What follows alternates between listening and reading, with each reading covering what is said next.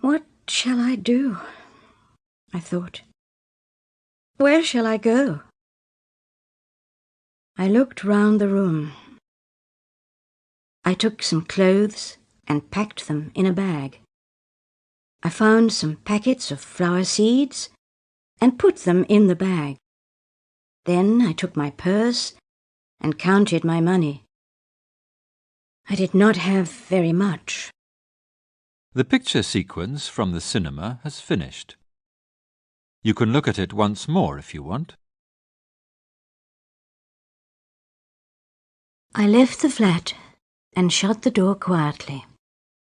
I stood outside George's door for a minute. I wanted to say goodbye. It was dark outside. The roads were empty. There were no cars or people. It was very late. I must leave the town, I said to myself.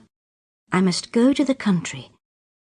Perhaps I can work in a garden. Some hours later, morning came. People were going to work.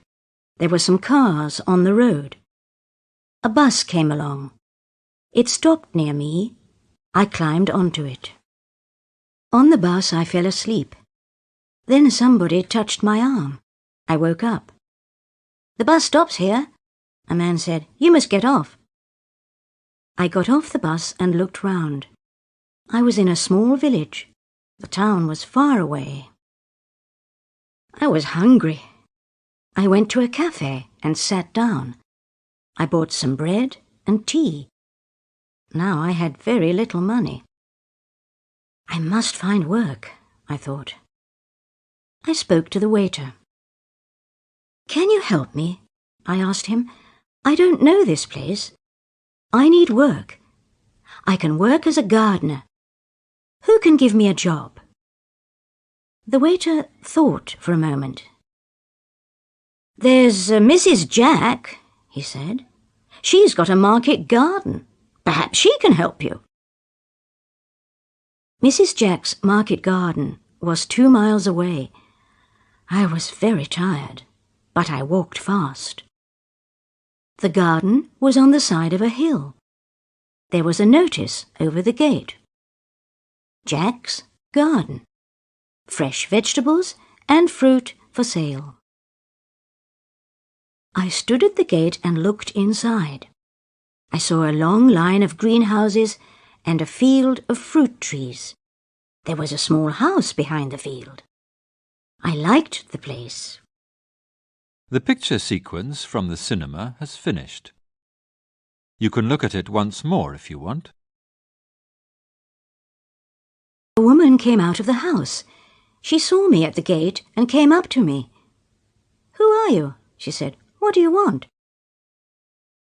"Can you give me a job?" I asked. "No work here," said the woman. She turned and walked away. Suddenly, she stopped and came back. "Wait a minute," she said. "We have a new greenhouse. I'll need some help. Come with me."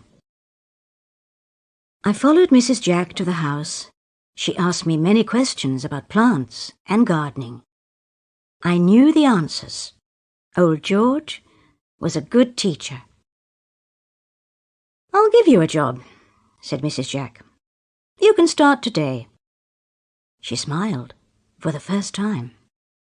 Mrs. Jack gave me a room in her house. I worked hard for her, and I loved the work. I liked the country. I liked the fresh air and the sunshine.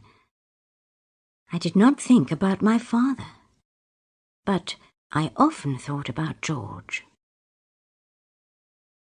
Mrs. Jack was kind. She paid me well for my work and gave me good food. But I did not like her son Harry. He was a big man with thick glasses. He did not talk much or smile. He watched me all the time. His eyes followed me. One day I was working in the new greenhouse. I was watering the tomatoes. "I'm safe here," I thought to myself. "I'm far away from my father and his friend." I heard somebody behind me. I turned round. It was Harry. He took my hand and smiled at me. "I like you," he said. "You're a nice girl." I pushed Harry away. "Go away," I said. "Don't touch me. I hate men. You're all the same. You drink and fight and break things. Leave me alone." I ran out of the greenhouse. I wanted to be alone. After that day, Harry did not look at me. He did not speak to me. I was glad. One day I had an idea. I need my own little garden, I thought. I'll grow some flowers. Then I will forget about Father and Harry. I'll make something beautiful. There was a small piece of ground near the house. I pulled out the weeds and dug the earth. I had George's packet of flower seeds. I planted them in my new garden and watched them grow. My new garden grew well. The flowers had beautiful colours. They smelt sweet. One day, Mrs. Jack visited my garden. "Look, Mrs. Jack," I said. "Flowers grow well here. Why don't we grow some in the market garden? You sell fruit and vegetables. We can sell flowers too. You can make more money." "That's a good idea," Mrs. Jack said. "It's your idea, and you can do the work. But where will you sell the flowers? There's no flower shop here." I remembered the flower shop in the city. It was near my father's flat. I bought my first bunch of flowers in that shop. Next day, I got up early. I picked some of my best flowers. I took the bus to the city. In the city, the streets were hot. The people looked tired. Life is better in the country, I thought. The people in the country are happier. I walked quickly to the flower shop. I looked round all the time. I did not want to meet my father. The people in the shop were friendly. "Yes, we'll buy your flowers," said the manager. "They are very, very beautiful." The picture sequence from the cinema has finished. You can look at it once more if you want. I was pleased. I thought of Mrs. Jack and my garden in the country. I wanted to go back at once. I left the shop and began to walk quickly. On the corner of the street there was a beggar. He was old and very thin. His clothes were dirty. He had dirty hair and red eyes. He put out his hand. "Help me, lady," he said. "Help a poor old man." I knew his voice. I looked at him. It was my father. I wanted to run away. I wanted to go back to the country and forget my father forever. But I stood still. I felt sorry for him. "Father," I said. His old red eyes looked up. There were tears in them. He knew me. "It's you?" he said. "What happened to you, Father?" I asked. "You ran away," he said. "You left me. I was ill for a long time. I was lonely without you. I was a bad father, but you were always a good daughter. You worked hard. I took all your money and sometimes I hit you. I broke up your garden. Don't talk about it, Father," I said. "I wanted to buy whiskey," he said, "but I didn't have any money. My friends left me. They didn't want me anymore. Now I'm a lonely old man. I stand here and beg. Sometimes people give me a little money. I get a little food. I sold the furniture in the flat, but I kept your things for you. I thought again of my new life in the country. I felt all round me the sadness of the city. I took my father's arm. "Come on, father," I said. "We're going home." There was not much furniture in the flat. There were dirty cups and plates in the kitchen. There was a bad smell of dirt and old food. I looked round sadly.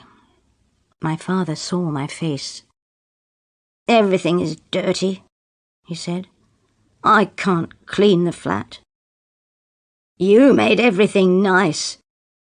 I needed you here." I did not say anything.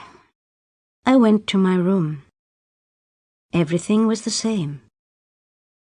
I thought of my last night at home. It was a long time ago. I went back to my father.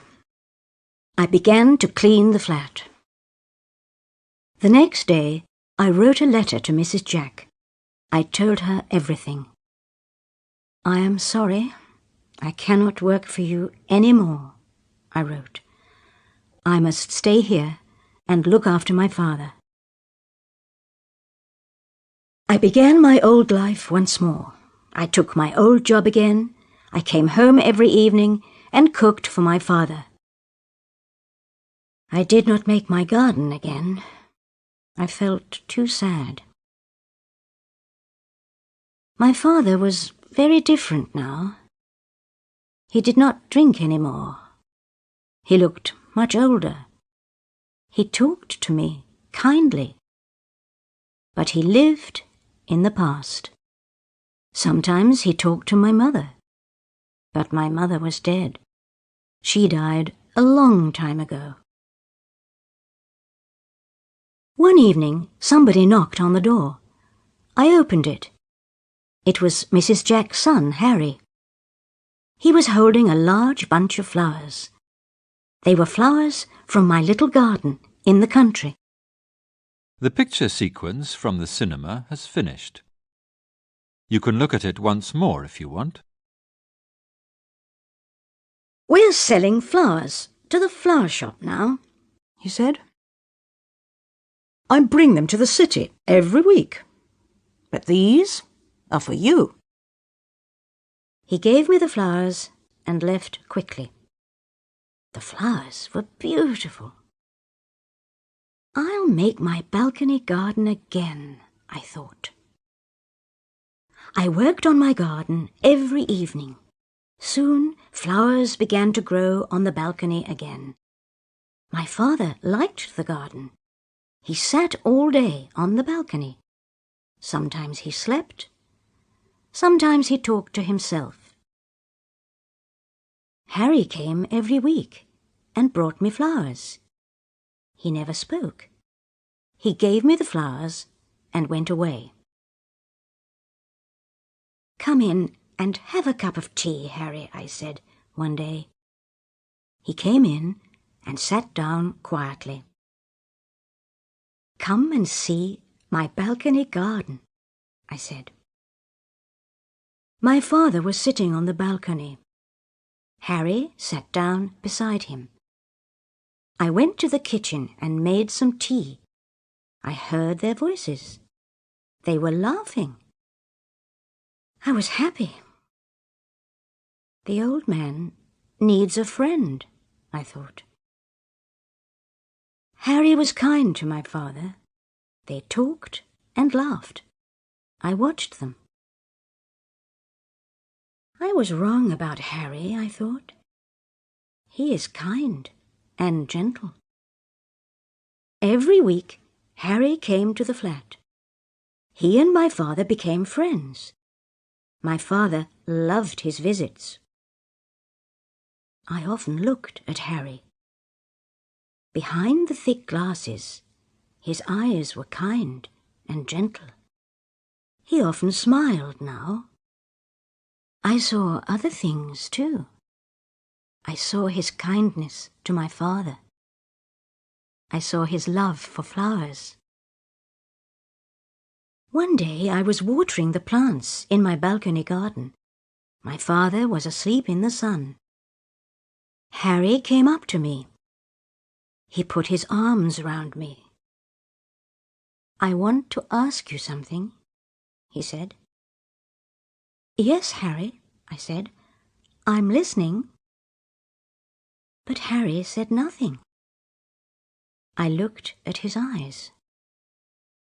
I understood. "It's all right, Harry," I said. "The answer is yes."